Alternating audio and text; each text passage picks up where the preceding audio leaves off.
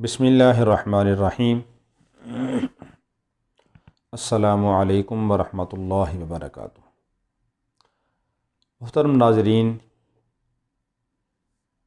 رمضان المبارک کا مہینہ اللہ کی رحمت کا مہینہ ہے، اور رمضان کا مقصد کیا ہے کہ اللہ رب العالمین نے رمضان کے روزے کیوں فرض کیے ہیں؟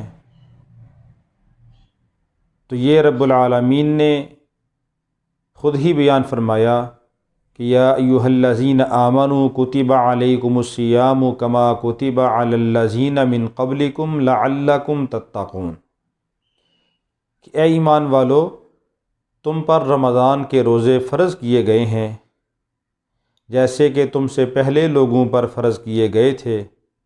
لعلکم تتقون، اس کا مقصد یہ ہے کہ تم پرہیزگار بن جاؤ،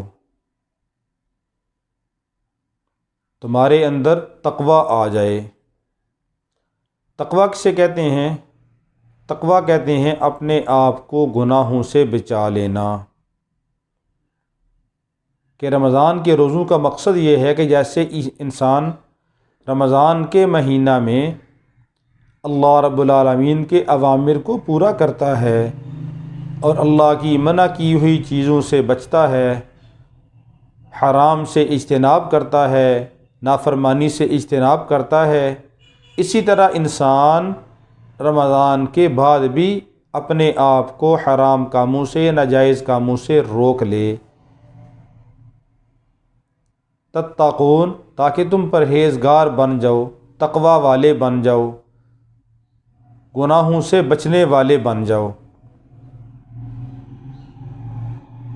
حضرت عمر رضی اللہ تعالی عنہ نے ایک دفعہ امت کے سب سے بڑے قاری حضرت ابی بن کعب رضی اللہ تعالی عنہ سے عرض کیا، فرمایا کہ تقوی کسے کہتے ہیں؟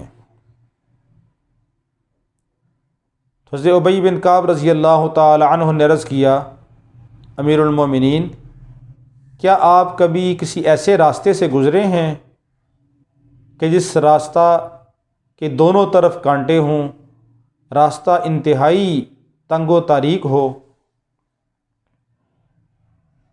تو امیر المومنین حضرت عمر رضی اللہ تعالی عنہ نے فرمایا، کئی دفعہ ایسا اتفاق ہوا ہے۔ تو حضرت ابی بن کعب رضی اللہ عنہ نے عرض کیا کہ امیر المومنین، ایسے تنگ و تاریک راستہ سے آپ کیسے گزرے ہیں؟ تو امیر المومنین حضرت عمر فاروق رضی اللہ عنہ نے فرمایا کہ اپنے دامن کو، اپنے کپڑوں کو سمیٹ کر کہ کہیں کانٹوں میں الجھ کے میرا دامن، میرا کپڑا پھٹ نہ جائے، وہاں سے گزرا ہوں۔ تو حضرت ابی بن کعب رضی اللہ عنہ نے عرض کیا، اے امیر المومنین، یہی تقوی ہے کہ انسان دنیا کے اندر رہتے ہوئے اپنے دامن کو گناہوں سے بچا کے چلا جائے، اس کا نام تقوی ہے۔ کہ دنیا میں ہر طرف گناہوں کی دعوت ہے، ہر طرف گناہ ہی گناہ ہو رہے ہیں، تو اپنے دامن کو گناہوں سے بچا کے چلے جانا، اس کا نام تقوی ہے۔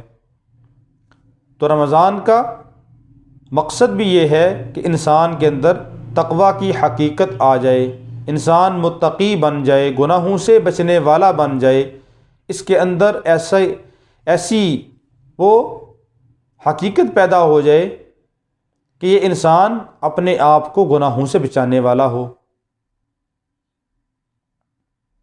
اور رمضان کا سب سے بڑا تحفہ بھی یہ ہے کہ حضور پاک صلی اللہ علیہ وسلم نے فرمایا، من صام رمضان ایمانا واحتسابا غفر له ما تقدم من ذنبہ، کہ جو آدمی رمضان کے روزے رکھے ایمان کی حالت میں اور اللہ سے ثواب کی امید سے، واحتسابا، اللہ کی ذات سے ثواب کی امید سے، کوئی ریاکاری، دکھلاوا، شہرت مقصود نہ ہو، تو غفر لہ ما تقدم من ذنبہ، اس کے پچھلے تمام گناہوں کو معاف کر دیا جائے گا۔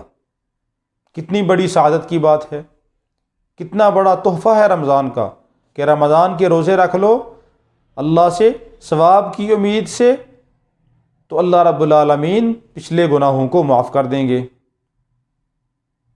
اور فرمایا ومن قام رمضان ایمانا واحتسابا غفر لہ ما تقدم من ذنبہ، کہ جو آدمی رمضان کے اندر رات کو قیام کرے، یعنی رات کو تراویح پڑھے ایمان کی حالت میں اور ثواب کی امید سے، تو غفر لہ ما تقدم من ذنبہ، اللہ رب العالمین اس کے بھی پچھلے گناہوں کو معاف کر دیں گے۔ تو رمضان کے روزوں کا بدلہ بھی گناہوں کی معافی کی صورت میں، اور دوسرا رات کو تراویح پڑھی تو اس کی برکت سے بھی اللہ رب العالمین گناہوں کو معاف کر دیتے ہیں۔ تو یہ کتنی بڑی سعادت کی بات ہے۔